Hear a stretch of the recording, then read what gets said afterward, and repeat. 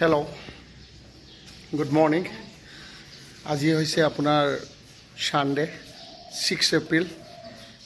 আজি আমি এটা স্পেশাল সানডে মনাবলৈ গৈ আছো। এয়া আপোনাৰ ভাস্কৰ ছাৰ চেনেলত আপোনালোকক এটা নতুন এপিসোড দিবলৈ গৈ আছো।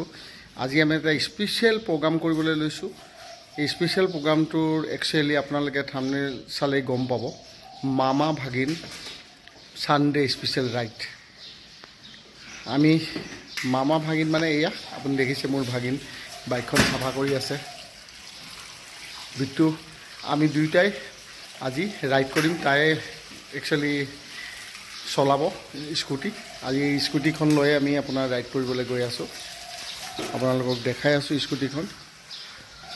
এইখন স্কুটিৰ আমি দুইটাই আজি তোৰ দিম। এই ৰাইড আমাৰ হ'ব একচুয়ালি আসাম আৰু মেঘালয়। আজি এটা আমি নতুন ৰাস্তাৰে আসাম আৰু মেঘালয়ৰ ভিতৰলৈ যাবলৈ গৈ আছো। আপোনালোকে আহকচোন, উপভোগ কৰক আমাৰ ভিডিঅ'টো। আমি কি ৰাস্তাত পাওঁ, কি কৰোঁ, ৰাইডত কেনেকুৱা জেগা পাওঁ, এই সকলোবিলাক আপোনালোকক দেখাবলৈ মই চেষ্টা কৰিম।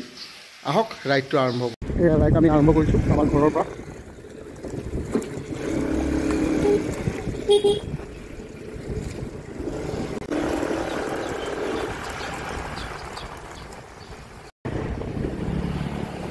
বৰ্তমান আমি অসম বিধানসভা সচিবালয় আপোনালোকে দেখিছে। তাত যি আমি ইউ টাৰ্ণ ল'ম, লৈ আমি তেল ভৰাম এতিয়া গণেশগুৰিৰ ওচৰত।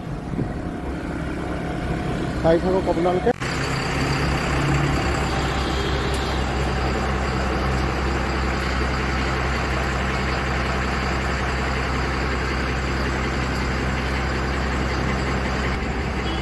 গণেশগুৰি আজি দেওবাৰ, যিহেতু ৰাস্তা পুৰা খালী। ৰাতিপুৱাৰ পৰিৱেশ চাওক।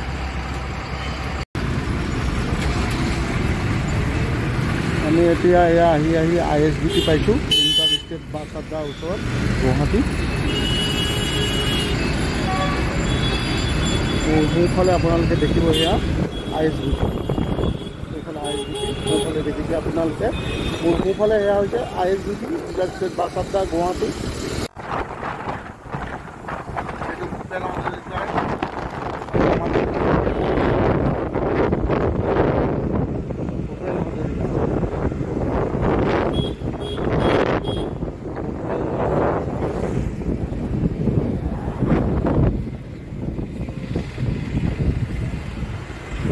জালুকবাৰী মেইন চক।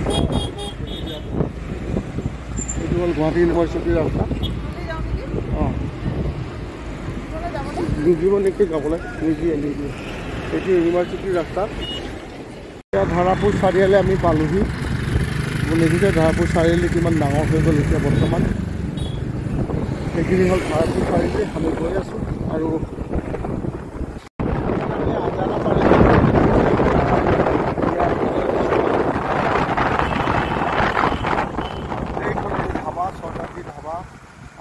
ব্ৰেকফাষ্ট কৰিমহি চজালি ধাবাত। সেই আগলৈ গতিকে এয়াৰপৰ্টৰ ষ্টেচন এটা ওচৰত পাইছোঁ আমি। আৰু বৰ্তমান আমি আজাৰাৰ পাঞ্জাবী চৰ্দাৰী ধাবা তাত আমি খাবলৈ ব্ৰেকফাষ্ট কৰিবলৈ ৰখিম। যিহেতু আমি এটা এঘণ্টামানৰে তোৰ হ'ল ঘৰৰ পৰা ওলাই আহি চৰ্দাৰজী ধাবাত আমি আপোনাৰ ব্ৰেকফাষ্ট কৰিবলৈ প্ৰথম ব্ৰেক ল'লোঁ। ইতিমধ্যে আমি ঘৰৰ পৰা ওলাই তেল চেল লৈ আপোনাৰ এইখিনি পোৱালৈ এঘণ্টা লাগিল। আমি 7:50 আপোনাৰ ষ্টাৰ্ট কৰিছিলোঁ ৰাইড, আৰু এতিয়া 8:50 আমি এয়া আজাৰাৰ ওচৰত, ঠিক আপোনাৰ এয়াৰপৰ্টৰ ষ্টেচন এটাৰ ওচৰত আমি ব্ৰেকফাষ্ট কৰিবলৈ কাৰণে প্ৰথম ব্ৰেক লৈছোঁ। এই আমি গৈ আছোঁ, আকৌ আমাৰ ৰাইড ষ্টাৰ্ট হৈ গ'ল। মামা ভাগিন ৰাইড সানডে স্পেচিয়েল মামা ভাগিন ৰাইড। আপোনাৰ ওপৰলৈ যিটো ৰাস্তা দেখিছে সেইটো আপোনাৰ মিৰ্জা VIP এয়াৰপৰ্টলৈ যায়। এইটো VIP এয়াৰপৰ্ট যাব, আৰু এইটো আমি এটা ৰাস্তা ৰাণী লৈ যায়। এই ৰাণী ৰাস্তাটোৰে আমি এতিয়া সোমাম। ৰেল আহিব, গতিকে ৰেল লাইন আপোনাৰ সেইফালে দেখিছে এটা নতুন আপোনাৰ মাল গুদামৰ কাৰণে আপোনাৰ ৰাখিছে। এইটো ৰেল আহিব, গতিকে ৰেল গেট পৰি সেইফালে আপোনাৰ এইখন ৰেল যাবগৈ গোৱালপাৰা লাইনৰ। এইটো আপোনাৰ সেইফালে এয়াৰপৰ্ট আছে দূৰলৈ, এইটো গোৱালপাৰা লাইন।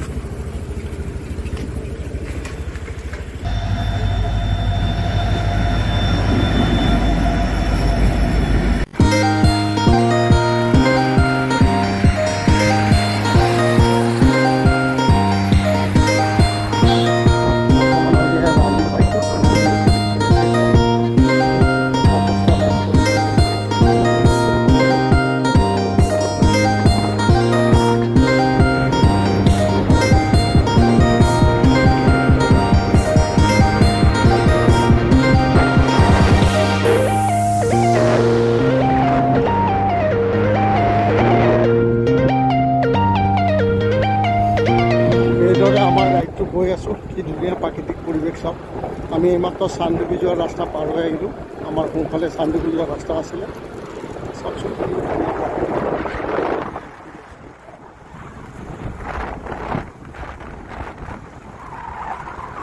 এয়া দেখিছে কি ধুনীয়া আপোনাৰ আনাৰসৰ খেতি এয়া আমি এতিয়া মেঘালয় পাহাৰৰ ওপৰত আছোঁ আপোনালোকে সদায় যোৱা যোৰাবাটী দি যিটো আপোনালোকে শ্বিলঙলৈ যায় সেইটো ৰাস্তা নহয় আমি এটা নতুন ৰাস্তাৰে আজি স্কুটি ৰাইড কৰিছোঁ আপোনাৰ ৰাণী দি আজাৰা হয় ৰাণী সোমাইছিলোঁ ৰাণী দি আপোনাৰ চানডুবিৰ ওচৰেদি আমি আহি কিনি এতিয়া আপোনাৰ এখন পাহাৰ মেঘালয় ৰাস্তা এইফালেদি মেঘালয় আপোনাৰ বস্তি গৈ কিনি বৰাপানী ওলাব পাৰি বহুত সময় লাগে বুলি কৈছে নৰ্মেল সেই যোৰাবাটৰ ৰাস্তাটোতকৈ এতিয়া আমি অকণমান গুগল মেপ ছেভ কৰি আছোঁ কিমান সময় লাগিব কি লাগিব চাওকচোন পৰিৱেশটো কিমান ভাল কিমান ওখলৈ আমি উঠি আহিলোঁ নহয় আপোনালোকে এতিয়া এই উঠি যোৱা ৰাস্তাৰে আমাক অলপ পিছত আকৌ দেখি পাব আমি ৰাইড ষ্টাৰ্ট কৰিম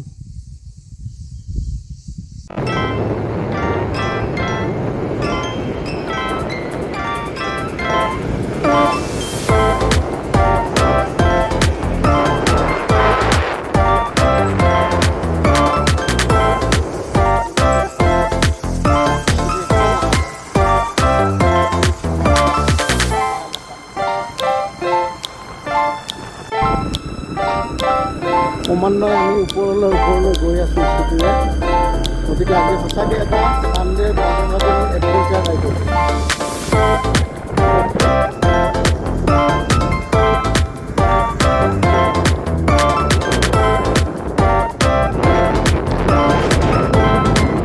কি ধুনীয়া এটা আপোনাৰ গাঁও বস্তি পালোঁ এইখন এখন গাৰো গাঁও একচুৱেলি আমি যিমান পাহাৰৰ পৰা আহিছিলোঁ সেইফালে আছিলে খাচী এতিয়া আমি ইয়াৰ পৰা গৈ নংপু পাম নংপুটো খাচী কিন্তু এইখিনিতে মাজত এখন গাৰো গাঁও আছে কি ধুনীয়া পৰিৱেশ চাওক এইমাত্ৰ আমি কথা পাতিলোঁ কাৰণ এইটো এটা আপোনাৰ সৰু এনেকুৱা ৰাস্তা আছে এই ৰাস্তাৰে আজি আমি গৈ নংপু পাম যিহেতু আমি যিটো ৰাস্তাৰে আননোন ৰাস্তাৰে ৰাণী হৈ কিনি মেঘালয় দৰ্শন কৰিম বুলি ওলাইছিলোঁ সেই ৰাস্তাটো আহি আমি আজি 2 ঘণ্টা 3 ঘণ্টা বেছি হ'ব জাৰ্ণি কৰিলোঁ নাপাওঁ পাহাৰ তল ডাউন বস্তি লাষ্টত এটা খুদি আমি এইটো ৰাস্তাৰে আহিলোঁ অতি কমেও এতিয়া 10 মিনিট অতি কমেও 15 কিলোমিটাৰ আহিলোঁ আহি এটা গাৰু বস্তিত আমি ৰখিলোঁ আমি আজি এডভেঞ্চাৰ মানে পূৰা এডভেঞ্চাৰে হৈছে আমাৰ স্কুটি ৰাইডটো আপোনাৰ ৰাণী দি যিটো ৰাস্তালৈ গ'লোঁ সেইটো ৰাস্তাৰে শ্বিলং পাবলৈ অতি কমেও 250 কিলোমিটাৰ 250 কিলোমিটাৰ যেচা লাগিব পাহাৰে তাৰ পৰা এটাই ক'লে আমাক এইফালেদি যাওঁগৈ আপুনি শ্বৰ্টকাট কৰি নংপু পাব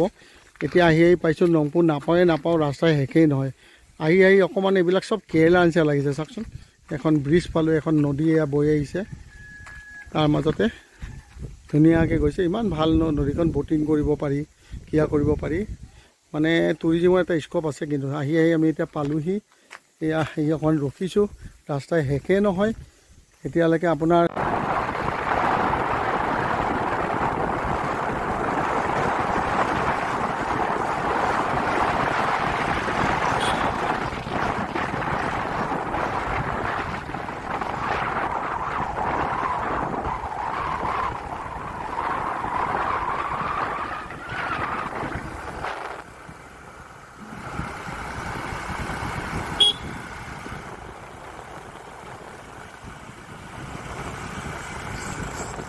আপোনাৰ লাহে লাহে আমাৰ ৰাইডটো সমাপ্ত কৰি আছোঁ আমি ৰাণীৰ পৰা ষ্টাৰ্ট কৰিছিলোঁ এটা নতুন মেঘালয় ৰাস্তাটোত আপোনালোকে বিভিন্ন জেগা দেখা পালে আমাৰ ৰাইডত আৰু আমি প্ৰথমে শ্বিলং যাম বুলি ভাবিছোঁ শ্বিলং কেঞ্চেল কৰি আকৌ আমি এইফালে নংপুৰ শ্বৰ্টকাট পালোঁহি কিন্তু নংপুৰ শ্বৰ্টকাট দি আহোঁতে ইমানেই টায়াৰ্ড হ'লোঁ লাষ্টত আহি চাওকচোন এটা গীৰ্জাৰ পৰিৱেশ পাইছোঁ ওপৰত গীৰ্জাৰ আপোনাৰ গান বাজি আছে পানী নাপাই পিয়াহত আমি আইচক্ৰীমকে খালোঁ এই বাহিৰৰ ওচৰত গতিকে ভিডিঅ'টো লাহে ইমানতে সমানি পাৰিম কাৰণ অলপ পিছতে আমি আপোনাৰ বৰ্ণিহাট ওলামগৈ নংপু নাযাওঁ বৰ্ণিহাটৰ পৰা আমি ডাইৰেক্ট আপোনাৰ যোৰাবাট গৈ তাতে লাঞ্চ কৰি আমি আকৌ গুৱাহাটী গৈ যাম গতিকে এইখিনিতে মোৰ ৰাইডটো সমাপ্ত বুলি ঘোষণা কৰিছোঁ কাৰণ আজি ৰাইডিঙত যিটো আপোনাৰ পৰিৱেশ পালোঁ আপোনালোকক দেখুৱালোঁ আপোনালোকে এনজয় কৰক মোৰ ৰাইডটো ভাস্কৰ চাৰ চেনেলত মৰম দিয়ক এয়া মামা ভাগিনৰ এটা ৰাইড আছিল নতুন ৰাস্তাৰ মেঘালয় এক্সপ্ৰেছ অ'কে চাই থাকক বাই বাই